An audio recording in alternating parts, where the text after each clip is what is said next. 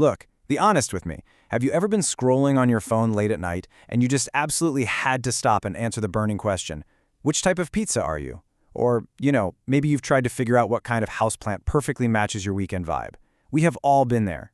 These lighthearted, highly relatable internet quizzes are literally everywhere, and they are practically impossible to resist. But have you ever actually wondered why we just can't stop clicking on them?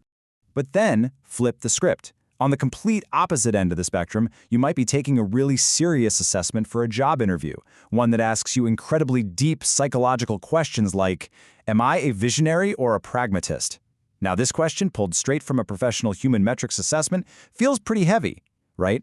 Yet, both the silly pizza quiz and this high-stakes career test are actually tapping into the exact same human instinct. You see, self-discovery tools range from utterly ridiculous to deeply analytical, but they all share a hidden foundation.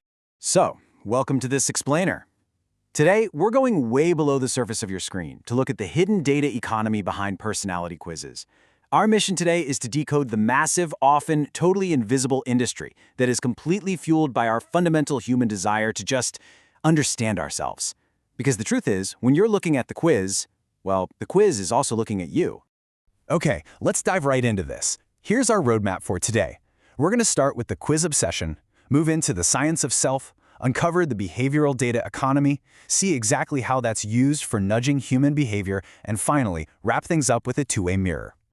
All right, Section 1, the quiz obsession.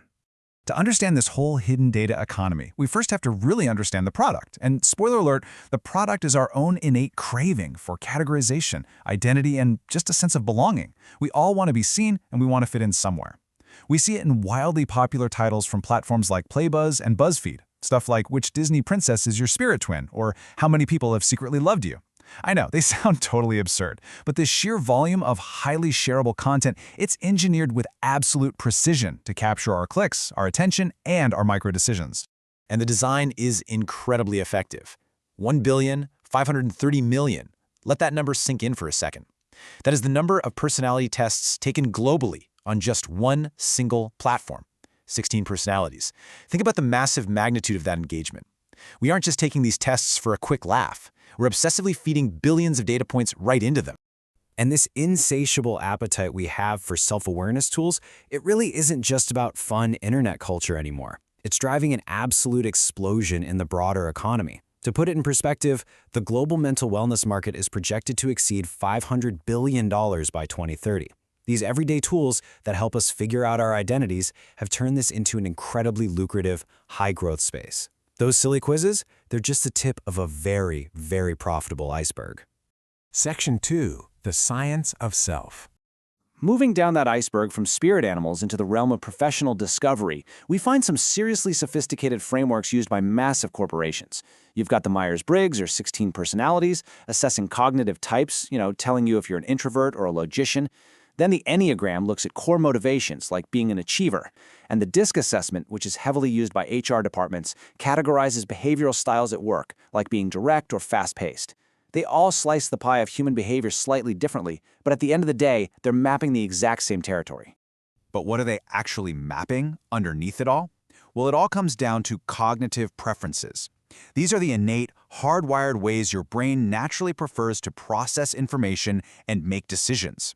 When you take a really well-designed assessment, it isn't just asking what you think you like. It's actively measuring these underlying neural highways that dictate how you actually move through the real world. And here is why this deeply matters to you right now.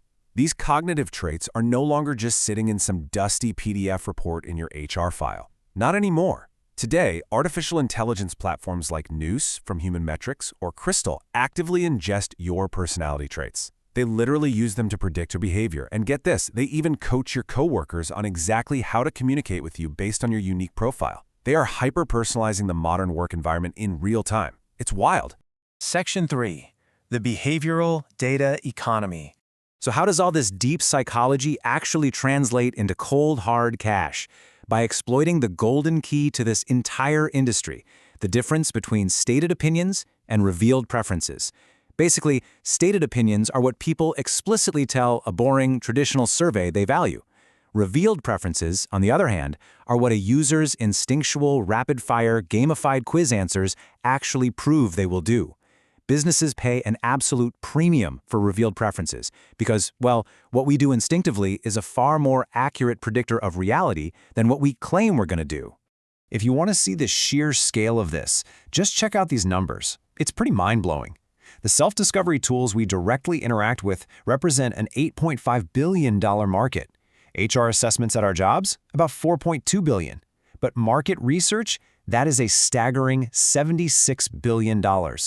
That massive industry feasts on the behavioral data generated by those smaller app layers. The real money isn't in charging you $5 for a quiz. It's in licensing the aggregate data of your deepest instincts. To really hit the nail on the head, let me quote directly from the business plan of Normie. They're a platform navigating this exact corporate strategy right now.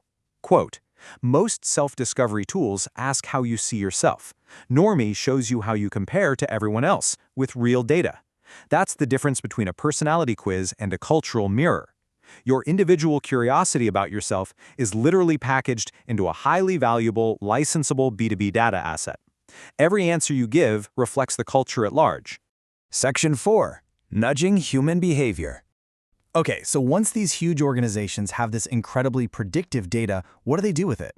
Well, they use it to solve a completely chaotic puzzle. 35,000. That's roughly the average number of decisions a human being makes in a single day, from what to eat for breakfast to what car to buy to who to vote for. For brands, pollsters, and governments, navigating that level of unpredictability is a massive, massive challenge. They desperately need a way to make sense of the chaos. So they turn to behavioral science. Organizations like the Decision Lab utilize a very specific three-step playbook.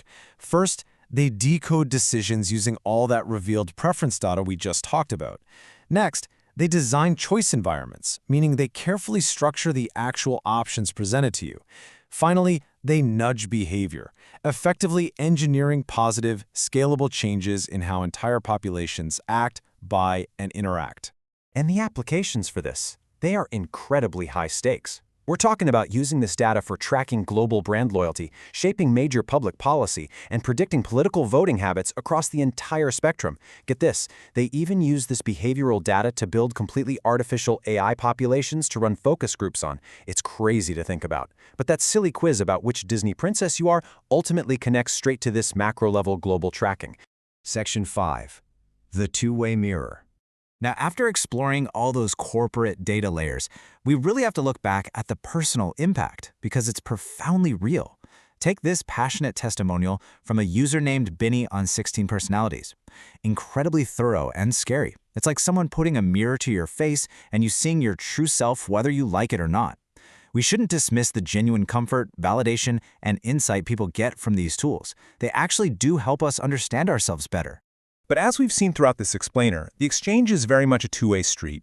Every single question you answer builds a rich, multidimensional portrait of human behavior.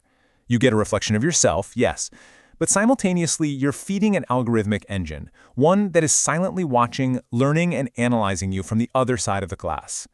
The product isn't the quiz itself. The product is the living, breathing dataset of our collective instincts. So the next time a fun questionnaire pops into your feed or you take a test to figure out your workplace communication style, I want to leave you with this final thought to chew on. Are you discovering yourself, or are you just feeding the algorithm? Thanks so much for joining me on this explainer, and remember to keep questioning what's behind the screen.